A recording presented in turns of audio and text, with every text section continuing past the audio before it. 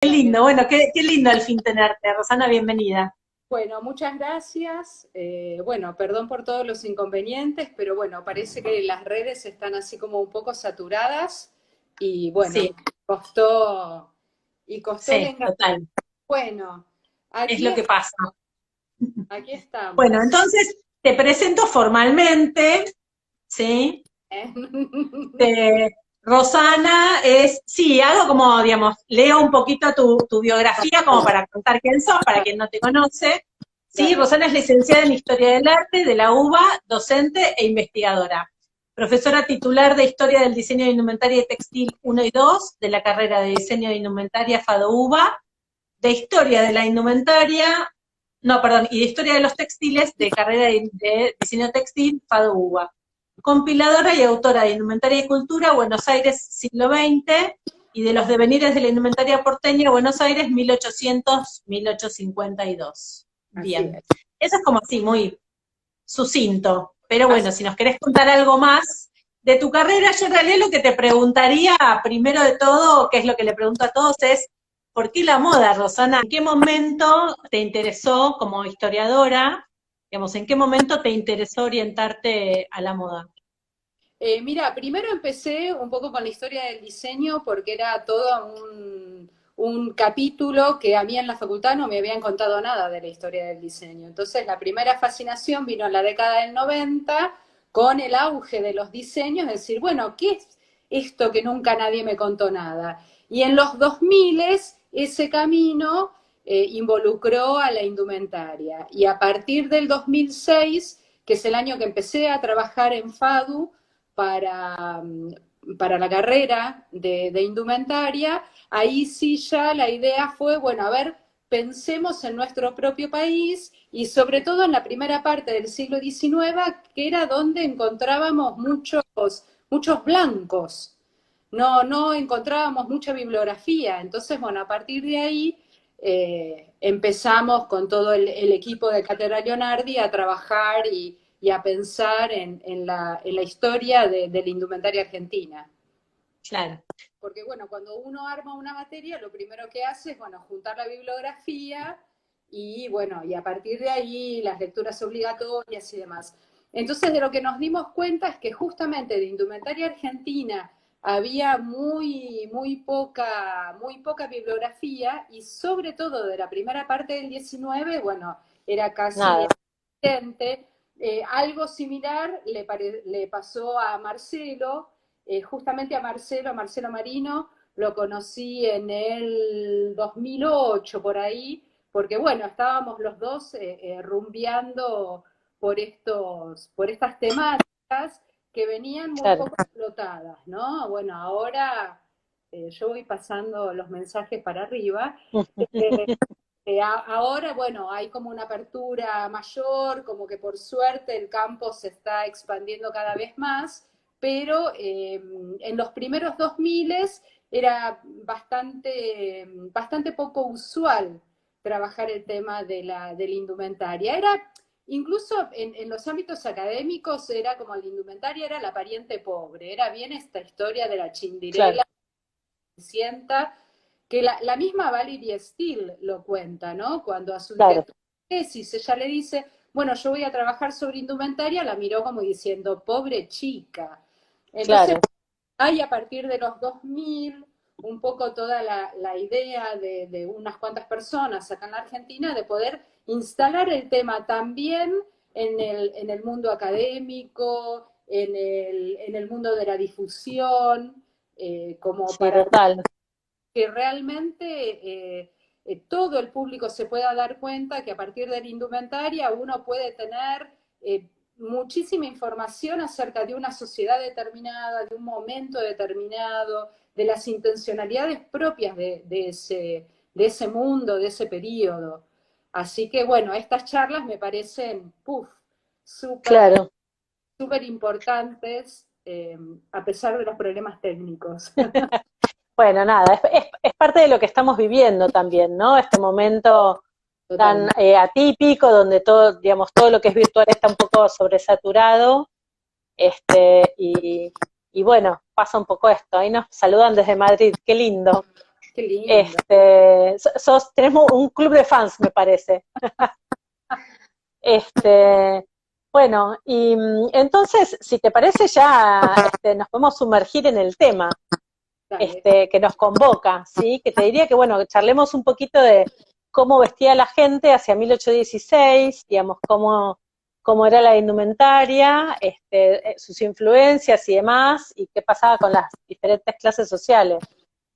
Eh, bueno, lo primero que tenemos que pensar cuando hablamos en nuestro propio país y de 1816 es en la escasez de fuentes.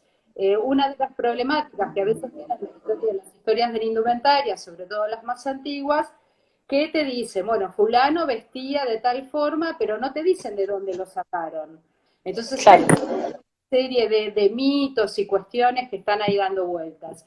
Entonces, claro, también a nosotros se nos complica porque desde 1800 a 1820 la verdad no hay mucha información, porque los periódicos, por ejemplo, están abocadas a la cuestión política, ¿no? O sea, el hervidero de la cuestión política de declarar o no la independencia, etcétera, etcétera. claro.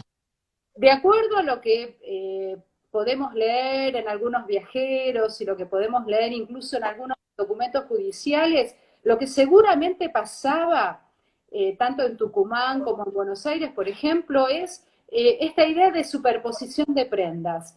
Pensemos que si aún hoy estamos en el sur del sur, imaginémonos en las primeras décadas del siglo XIX, con una coyuntura de supervivencia bastante compleja.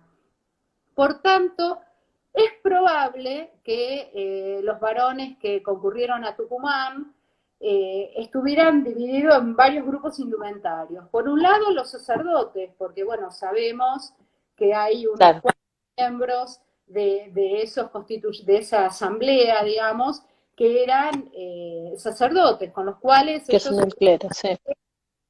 vestían con sotana y con los indumentos propios de los sacerdotes que viene ya de larga data. Por otro lado, también teníamos muchos varones que eran militares, aunque no fueran militares de academia, porque eso no existía todavía acá en nuestro país, Claro. que también, que usaban lo que el gobierno en ciernes le brindara o bien lo que cada uno de ellos se agenciaba. Entonces tampoco había una uniformidad como se va a dar hacia el siglo. Claro, claro, como esa idea un poco que uno se hace de ver películas donde están todos los soldaditos iguales, impecables y con la ropa uniformada, como esta indumentaria sería industrial imposible. Totalmente, totalmente. Claro. De hecho, hay todo un tema muy interesante que es, yo estuve trabajando con los memorialistas, ¿no? Con Mm. esos varones que fueron soldados que después, en la segunda mitad del 19, contaban todo lo que les pasó en las guerras de la independencia. Y realmente cuentan historias como que no había diferenciación de un bando y el otro. Claro, Eh, por momentos lo único que los diferenciaba de los españoles era que justamente se ponían una escarapela como para distinguirse de los españoles. O sea, eso nos está hablando de que el indumento, la verdad, era bastante mezclado. También claro, es probable que los más jóvenes, los varones más jóvenes, sí vistieran a la inglesa, con el pantalón, el fraco, la levita y el chaleco y la claro, camisa y alguna pajarita o algún pañuelo de gasa. Eh, claro, También es probable que dentro de los varones tuviéramos aquellos que todavía utilizaban calzón y capa, un poco como la vestimenta española, digamos. Según lo que uno encuentra en las testamentarias, por ejemplo, las mm, testamentarias ahora se llaman sucesiones, ¿no? Cuando una persona muere, se hace un claro, inventario propiedades. Y en general, entonces, esos inventarios de las décadas tanto del 10 como del 20, uno encuentra una multiplicidad de indumentos, o sea, ya te digo, desde el calzón al pantalón, el chaleco, la capa y la levita. Entonces es muy probable que los asistentes al 9 de julio de 1816 no estuvieran muy uniformados, tuvieran realmente una indumentaria muy variopinta, pero seguramente, como cuando hicimos las charlas previas, Vicky, cuando Mm. buscábamos una imagen para identificar este Sí, momento, total. probablemente lo que sí hayan tenido en común es un poncho. Ujú. Esa prenda tan noble Claro, de guerra que seguimos utilizando hasta el día de hoy. Sí, seguramente ponchos distintos, porque cada uno venía de un lugar de distintas regiones. Claro, claro, entonces seguramente eran materialidades distintas, colores distintos, pero seguramente para aguantar el largo viaje, el poncho te servía para abrigarte, el poncho te servía, sobre todo si era un poncho pampa, bien torsionado, te servía para no mojarte. Así que es probablemente que esa haya sido la prenda en común de buena que parte de los tenían todo. claro, asistentes al 9 de julio, ¿no? Lamento decepcionar que la figurita de Villiquen, y de todo eso, en realidad se basa con pinturas posteriores. Tiene que ver Claro, con ya la unificación de la Argentina convertida en República Argentina, que de la mano de Mitre, por ejemplo, trata de contar su historia. Entonces ahí se generan grandes ciclos de pinturas, etcétera, etcétera, que también intuyen, ¿no? Bueno, si tal pudo estar vestido así, tal otro de esta forma, pero en verdad la cosa exacta no la tenemos, claro, intuimos. sí, total, sí, claro. Porque bueno, un poco, digamos, como vos decís, las fuentes, más los registros pictóricos de retratos y demás de la época, digamos, te dan como una versión, pero es cierto que también hay muchos que son posteriores, Total, entonces están hechos, pero como mal hechos, ¿no? Como un poco esta idea de la dama antigua, que hablamos también siempre en la época de mayo, la dama antigua con el gran Miriñac y el gran peinetón, no es de ese momento histórico. no, no, no, Es un error. no, no. Y en este momento las mujeres también se visten todavía con, como un poco como en 1810, con el vestido imperio. A ver, Se visten con el talle imperio, se visten con el talle imperio. Eh, Estas mujeres, y hay, por ejemplo, una nota de 1816 en un periódico de Buenos Aires, bueno, es un periódico que el autor propone una sección de educación para mujeres, ¿no? Y en un momento habla de esas desnudeces extrañas que usan algunas mujeres. Entonces, y la descripción que da corresponde a la descripción del traje imperio o del vestido talle imperio claro, a los sectores más, a los varones más conservadores no les gustaba para nada. E incluso hay también algunos sermones de obispos y de uh-huh, varios en contra del talle imperio, porque bueno, dejaba entrever la figura femenina claro, y el escote era un poco insinuante, bueno, era un horror que fueran claro. así. Así que bueno, con esos documentos no muy directos, sí intuimos que las mujeres estaban utilizando todavía el talle imperio, camisero o como distintos nombres que se le dan, seguía circulando en 1816. Claro. Claro, sí, prendas como mucho más livianas y más desestructuradas, sobre todo, ¿no? Que son como un poco herencia de la Revolución Francesa. Totalmente, lamentablemente dura poco, porque ya Mm. hacia finales de la década del 20 y ya con la década del 30 vuelve otra vez la sujeción del corsé, la superposición de enaguas, o sea, vuelve otra vez la figura de esa mujer que, tipo figurita delicada que la llevo, la traigo, la pongo y la saco, ¿no? En Claro, general, la generación de mujeres de las primeras 2 décadas enroladas en la cuestión política son mujeres muy, muy activas desde todo punto de vista, y el partido que toman por el Talle Imperio es también un partido político para diferenciarse claro. de las mujeres que siguen adhiriendo a la causa española, ¿no? No, y te decía, me parecía súper interesante que vos estabas contando del tema este de las testamentarias y demás, y digamos, ¿qué tipo de cosas vos encontraste en esa información, ¿no? Porque digo, los trajes en esa época también se heredaban, o sea, o Sí, tal vez las piezas de tela, ¿verdad?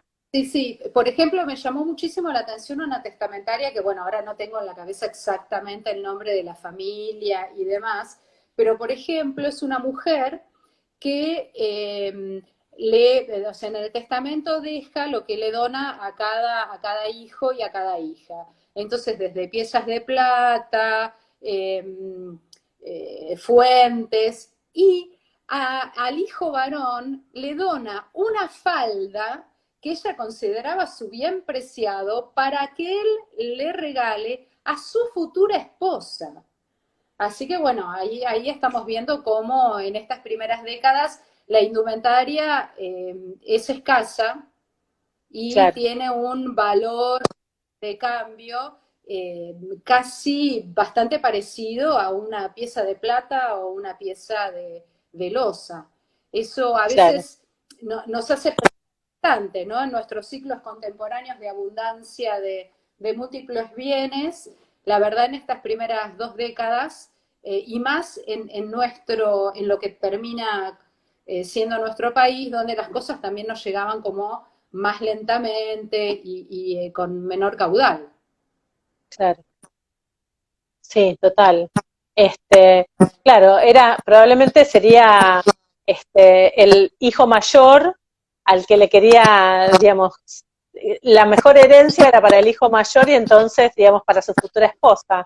Claro, y lo que más me había llamado la atención es que también tenía hijas mujeres, pero Claro, le deja esa falda que para ella era divina, se la dejaba al hijo varón. Después también son muy interesantes los inventarios de las pulperías, porque recordemos que también a principio de siglo las pulperías era el lugar donde no solo se iba a tomar una cañita, sino se compraba una multiplicidad de objetos, ¿no? Entonces cuando encontrás algún inventario de estos locales, es realmente una fiesta porque encontrás hilos, piezas textiles, indumentaria confeccionada, zapatos, ponchos, o sea, una variedad de cosas muy interesantes, incluso con claro. una procedencia, ¿no? También hay otro fenómeno que es a partir de 1810 hay un cambio en la élite comercial. Eh, Ujú. Llegan a Buenos Aires comerciantes ingleses, en general reportaban a Liverpool, entonces ahí sí empiezan a entrar una cantidad de productos que durante la época de colonia solo entraban muy escasamente o a través del contrabando. Entonces ahí se empieza a ver también eh, toda una, como distintas calidades en los textiles. Por ejemplo, hay un textil que era muy popular, que era un textil de algodón que se llamaba zaraza. Hoy esa Ujú. palabra se usa como para decir, Claro, está diciendo Sarasa, como cualquier cosa, es cualquier cosa, Sarasa. claro. Y en realidad era un textil de Ujú. algodón barato, y entonces en los inventarios de la pulpería encontrás zaraza fina, zaraza muy fina, zaraza no tan fina, o sea, todos términos totalmente Claro, relativos que al no tener la materialidad, la verdad no podemos establecer por dónde pasaba esta idea de calidad del que estaba anotando ahí en el claro, registro, que encima era un escribiente de juzgado. Entonces, incluso los nombres de los textiles aparecen escritos de distintas formas. A veces, en el caso de la zaraza, empiezan con S, otras empiezan con Z, con lo cual también hay toda una cuestión con respecto a de qué forma se escribían los textiles o de qué forma se trataban, porque a veces también, en cambio de nombrar al textil por la composición de su fibra, directamente se ponía el lugar de procedencia. Y se ponían, por ejemplo, holandas. Ah, mira, como se llamaban así directamente la tela. Claro, Holandas, Bretañas. Entonces uno presupone, hay que empezar a investigar, decir, bueno, a ver, en esa época puede ser una lana, o por ahí puede ser un algodón, o por ahí puede ser un hilo, un lino, pero bueno, Claro, entonces esa es la dificultad con la que uno se encuentra con todos estos documentos que son documentos judiciales, que, claro, que el escribiente ponía a veces lo que se le ocurría y bueno, como para dar cuenta de todo lo que encontraba en ese lugar. claro. Me acuerdo, en tu libro hay como una reproducción de una testamentaria que dice que hay como unas telas que son para la camisa de la criada, si mal no recuerdo, ¿no? Algo así, como que es una tela que es específicamente para eso, no es para cualquier cosa, sino es como, bueno, Eh, supongo de una calidad inferior para ese uso. y sí, totalmente. Eso pasa sobre todo cuando en las testamentarias se nombra alguna albacea, ¿no? Porque hay Mm, menores o lo que fuera. Entonces este administrador tiene que dar cuenta de todo lo que gastó. Entonces es bien interesante porque encontrás de puño y letra todos los recibitos de los que compraron.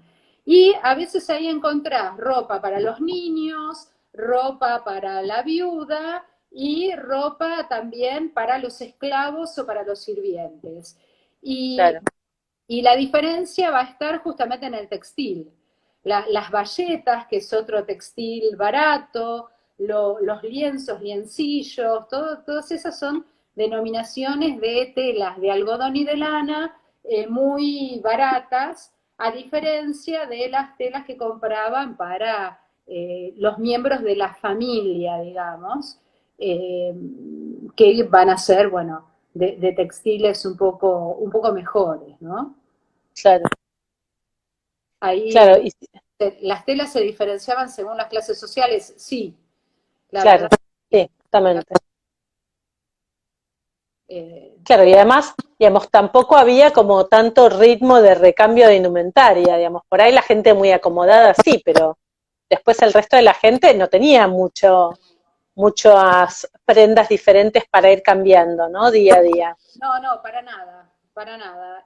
Los vestuarios, como vos decís, para las familias muy acomodadas, por ahí podés contar 10 pantalones y 10 levitas, pero en general lo que muestran estos documentos, sobre todo ya te digo, en estas primeras dos décadas del siglo XIX, es un vestuario muy acotado e incluso también hay cosas muy interesantes de la mano de estos escribientes que por ahí te ponen levita gastada, sombrero muy gastado,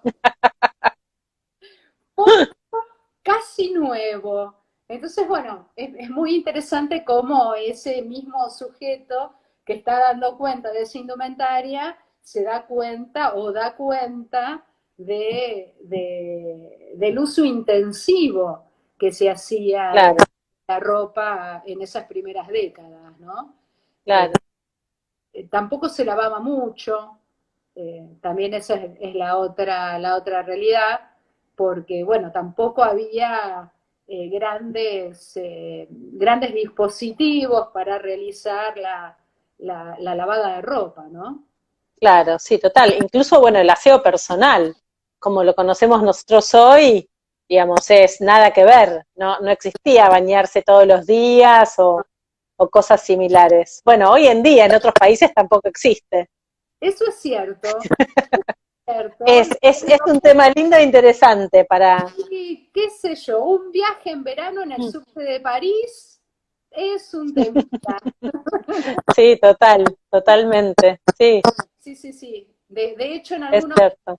Europa, con los latinoamericanos y en general y con los argentinos en especial, te preguntan si estás enfermo porque te bañas todos los días, ¿no? Pero bueno, claro, trasladémonos al siglo XIX, donde un poco esta idea de baño tal cual nosotros lo entendemos, bueno, todavía no claro, existe. sí, claro. Y claro, bueno, nosotros en el museo, por ejemplo, tenemos varios trajes de esa época, no tantos de esa época, pero un poco posteriores, pero que están claramente adaptados en forma y en tipo de siluetas. Y uno ve como digamos, dónde están las costuras que han sido abiertas y rearmadas, porque evidentemente han sido o heredados o cambió la moda y entonces cambiaron la forma del vestido, o sea, no había esa idea como de, bueno, me compro otro, cambió la moda, me compro otro, sino bueno, lo que se tenía se adaptaba. Totalmente. Y esa es otra de las problemáticas, porque cuando uno dice, bueno, a ver, voy a tomar una fuente primaria que es, bueno, sí, acá la datación me dice que es un vestido de tal época, pero justamente cuando vos, como vos bien dijiste, empezás a hacer el análisis material, te das cuenta que o tiene zonas agregadas, hay Claro, de sí, textiles, con lo cual llega un momento que decís, bueno, realmente no sé si la pieza original era de esta forma, porque bueno, probablemente una hermana se lo daba a la que seguía y así sigue el ciclo, más o menos como hace uno con la ropa de los bebés, viste que la ropa de los bebés se usa poco, entonces claro, empieza a circular por distintas casas. Bueno, antes tenía que ver la pieza completa, ya también la indumentaria del adulto iba pasando, esa vieja costumbre de dar vuelta a los cuellos que a veces se pervive en algunos circuitos, aún hoy, es decir, claro, toda una intervención, no es como otras piezas museables, qué sé yo, un no, ron chino de la dinastía Ming, mm, difícilmente haya tenido alguna intervención, salvo que claro, se haya roto. Pero realmente la indumentaria en esta calidad de elemento de la vida cotidiana seguramente sufrió muchas intervenciones, con lo cual también hace que muchas veces tengamos que ir con pies muy, con pasitos muy cortos o ser muy cautos con claro, respecto a las afirmaciones, ¿no? mm, sí, absolutamente. Claro, que tal vez, digamos, no han quedado como demasiados ejemplares de algunos determinados momentos históricos porque también fueron modificados, amén de que se gastaron y entonces la tela se degrada. La realidad, digamos, del objeto material que nos ocupa a nosotros es que se degrada tanto Totalmente. que, digamos, que realmente es difícil encontrar piezas de como una cierta antigüedad porque, bueno, no han sobrevivido. Que eso un poco es lo que nos mueve a nosotros también a hacer muestras temporarias en el museo y ir rotando la colección para poder mostrarla, porque es una colección muy grande, de 9.000 y pico de piezas, casi 10.000, y la realidad es que, aunque estén guardadas en las mejores condiciones, igual las prendas se degradan, las telas se degradan. Entonces, digamos, en algún momento van a quedar adentro de una caja, pero no se le van a poder mostrar nunca más a nadie. Así que bueno, eso es como un motivo importante para, bueno, aprovechar y mostrarlas ahora todo lo que podamos mientras estén en buen estado, digamos, ¿no? Porque Tal cual, tal cual. es un tema de eso. Sí, totalmente. Los museos de indumentaria son los que bailan con la más fulera, diría el tango, ¿no? Porque, bueno, otras materialidades, una vasija, la verdad tiene una posibilidad de perdurar en el tiempo mucho mayor, pero realmente el trabajo que ustedes encarnan en el museo es un trabajo realmente complejísimo, porque, bueno, hay que tener Mm, tantísimos cuidados con el textil que con otro tipo de objetos museables uno puede pasar por alto. Eh, sí, total. nos pasa con cualquiera de nuestras prendas, si la dejas demasiado al sol se decolora, con lo cual Mm, una prenda histórica aún más tiene sí, que total. ser cuidada entre algodón, Sí, bien, total. bien complejo, Entre Tyvex. bien estresante la tarea. la Sí, sí, sí, sí, total. de los objetos Sí, textiles. totalmente. Sí, y bueno, y además hablamos de las testamentarias, un poco de toda la parte de fuentes iconográficas, y después otra fuente que vos, digamos, con la que trabajás bastante son los relatos de viajeros, ¿no?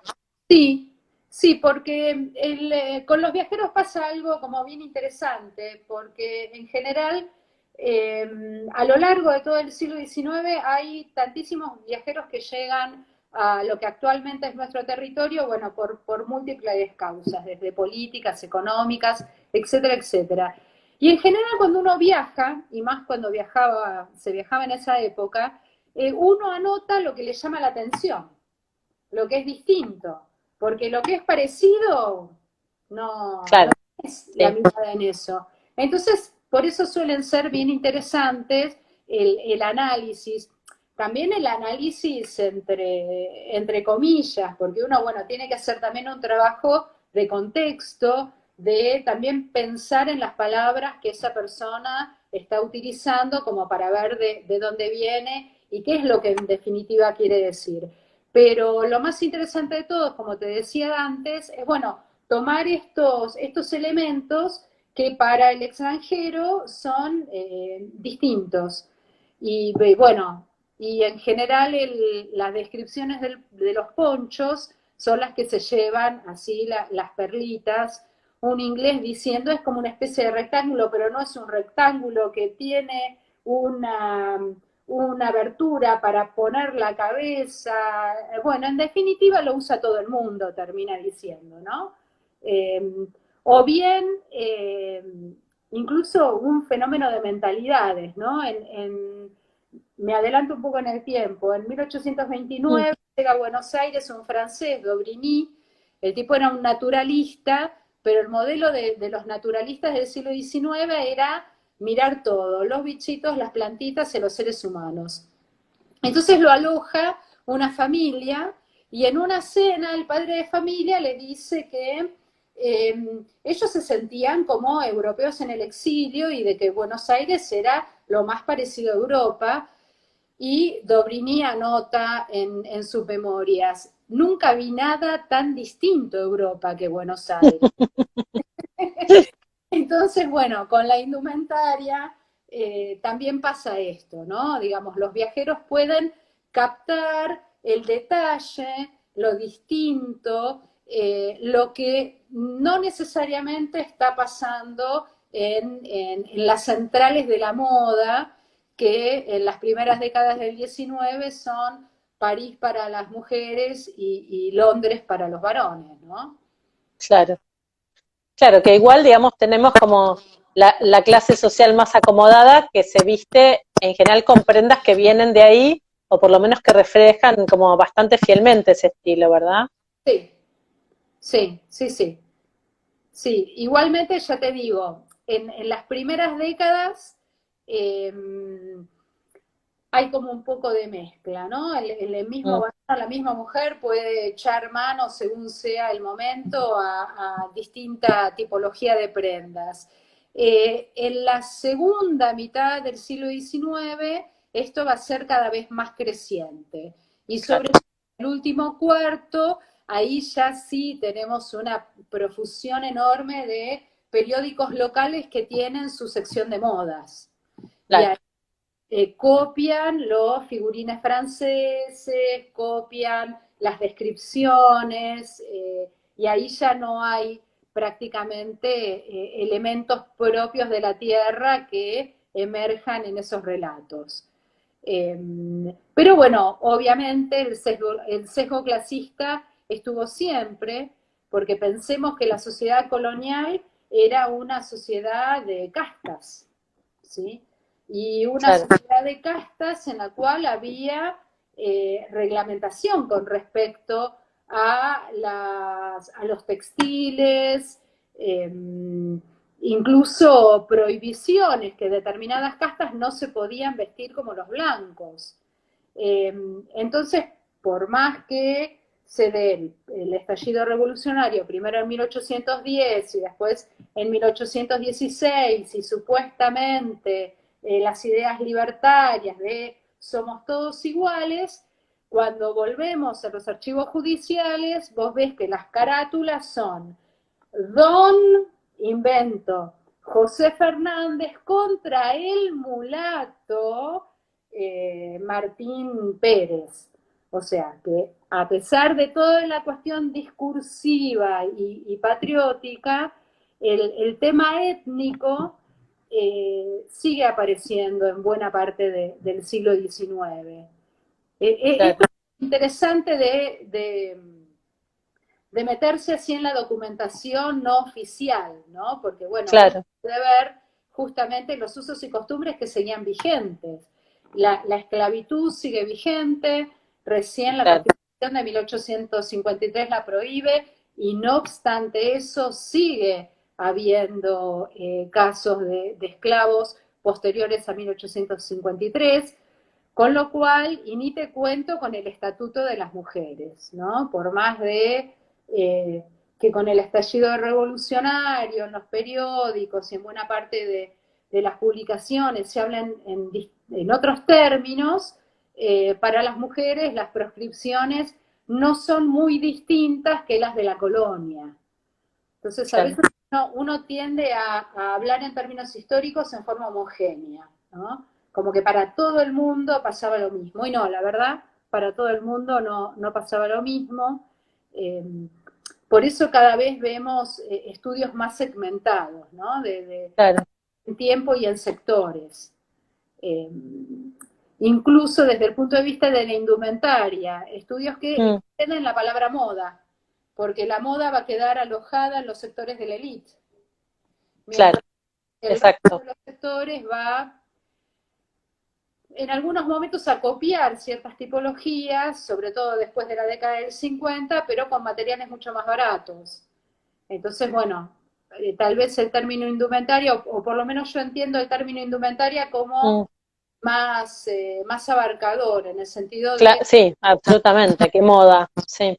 Claro, para mí indumentaria claro, las dos cosas, incluye moda e incluye también la indumentaria del resto de los sectores sociales, que son los más difíciles de encontrar.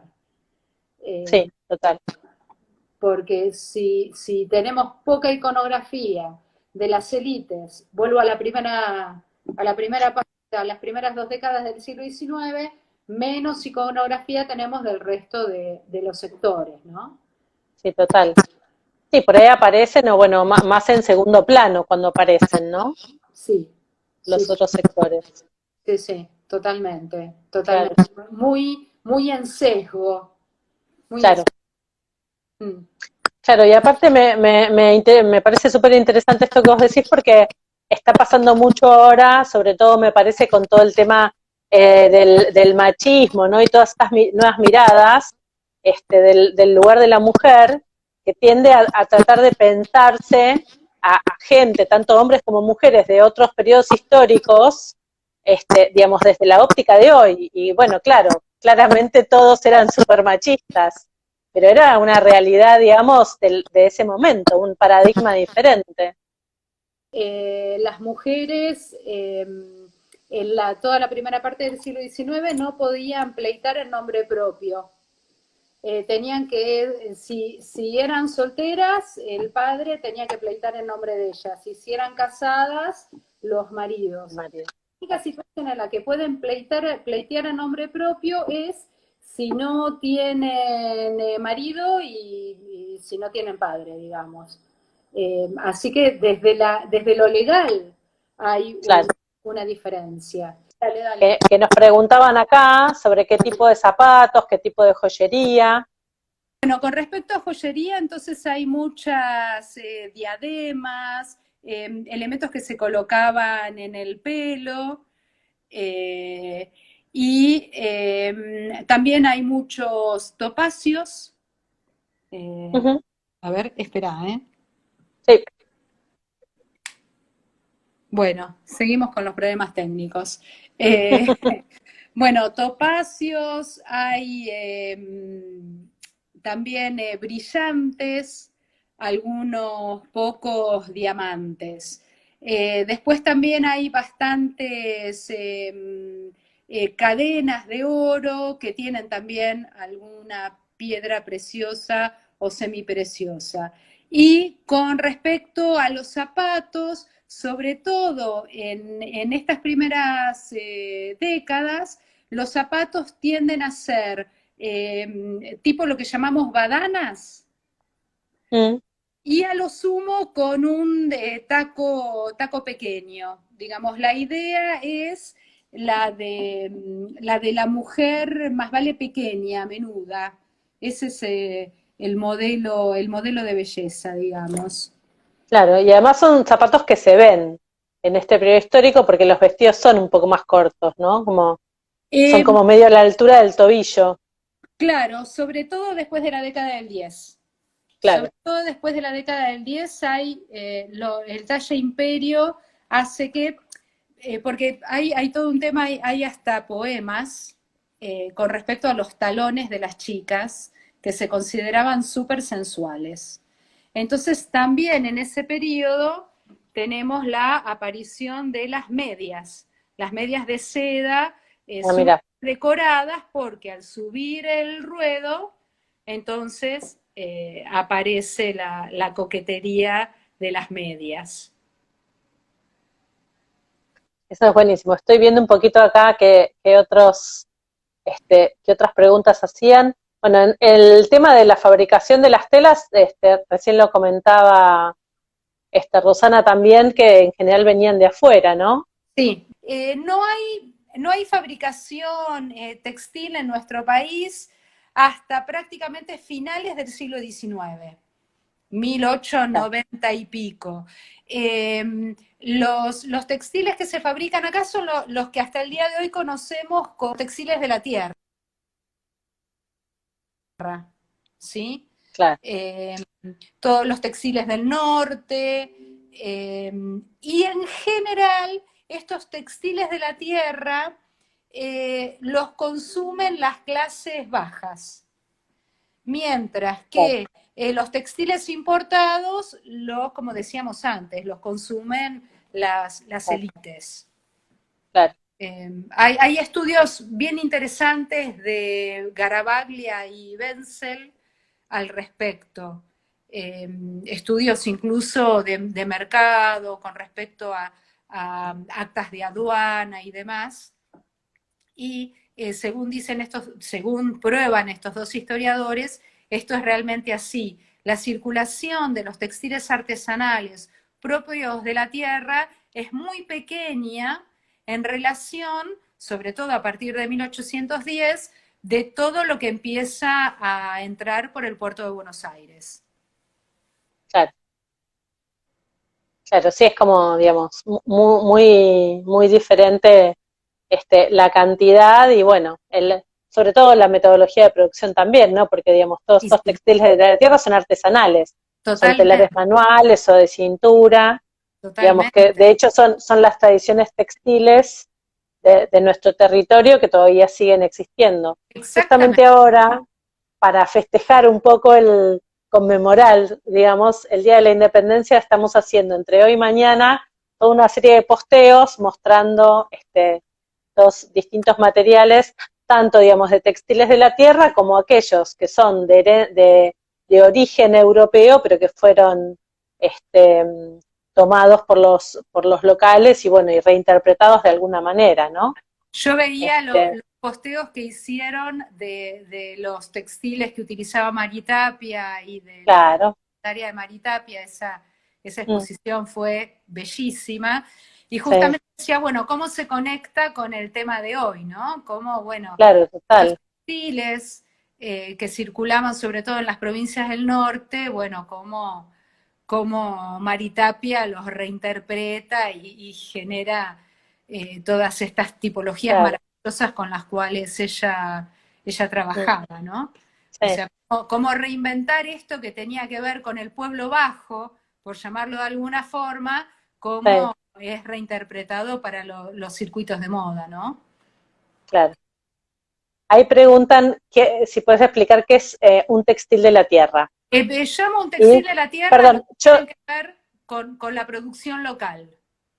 con la producción que se daba que se daba y que se da en nuestro propio territorio, y que tiene que ver con una tradición mixta, tiene que ver con esta unión entre la tradición prehispánica con la tradición española, digamos, un poco tanto en la tejeduría, sobre todo en la tejeduría, y sobre todo con el tema de los telares. Con los españoles entra el telar a pedal, y se produce lo que termina siendo el telar criollo, que sobre todo en la zona de Belén, en Catamarca, se sigue utilizando el telar criollo, telar de siglos XVII y XVIII.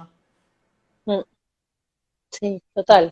Sí, que además son técnicas que hoy en día los artesanos siguen usando tal cual, digamos. Obviamente algunos las reinterpretan o hacen nuevas propuestas de diseños y colores, pero digamos, la técnica sigue siendo la misma. Sí, sí, y con esta idea de pasar la tradición de padres a hijos, de madres a hijas, digamos, estas tejedoras que reciben la tradición, la reinterpretan. Bueno, imaginémonos que en 1816 por lo menos eso no era muy distinto. Digamos, cómo en el interior de las casas se daba esta fabricación a escala artesanal familiar.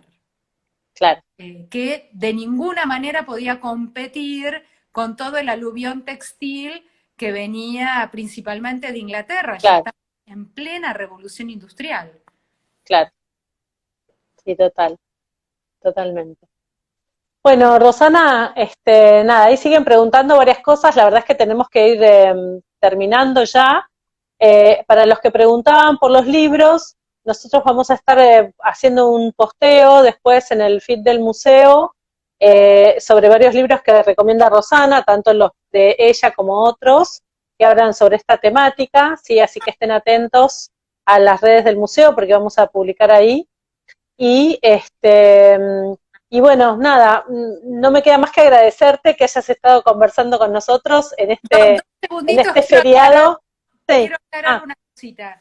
El libro de Gibbs Smith, en realidad lo que me parece más interesante es esto, no sé si lo ven, que es un gráfico de la silueta femenina del siglo XIX. Genial.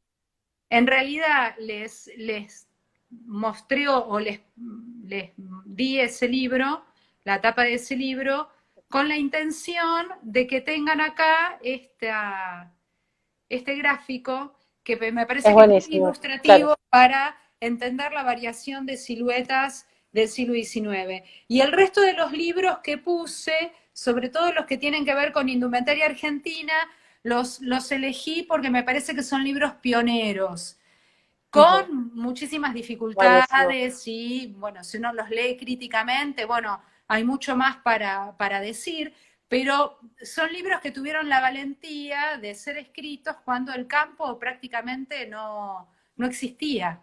Entonces, por eso los puse en calidad de fundadores. Buenísimo, bueno, genial, mil gracias. Bueno, entonces, gracias de nuevo por haber estado en este feriado charlando con nosotros. La verdad que es un placer. Muchas gracias. Mil disculpas por todas las problemáticas. Nada, pasa. Sucede, nada. No hay, estamos todos trabajando desde casa y a veces es difícil y bueno, son cosas que suceden. Y bueno, nada, les recuerdo a todos, la semana que viene ya retomamos el día habitual, que es los miércoles, 17 horas, y vamos a estar hablando con Laura Beltrán Rubio, investigadora colombiana, de qué es lo que sucede en este mismo periodo histórico allá. Así que bueno, gracias a todos, nos vemos y feliz Día de la Independencia para todos. Adiós. Muchas gracias. Chao, chao.